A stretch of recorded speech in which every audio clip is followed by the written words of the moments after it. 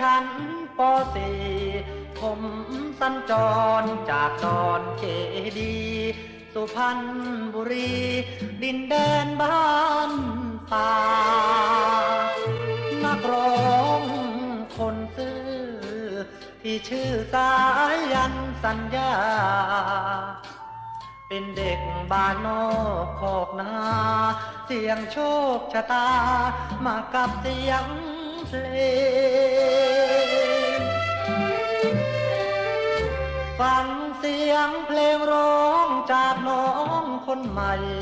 แม้นยามคุณวาวุ่นสวงในผมกล่อมใจคุณด้วยเสียงเพลงยามนั้นคุณเศร้าผมเป่าขับร้องบรรเลงขับกล่อมให้หายวังเวงฟังเสียงเพลงแล้วอย่าอาว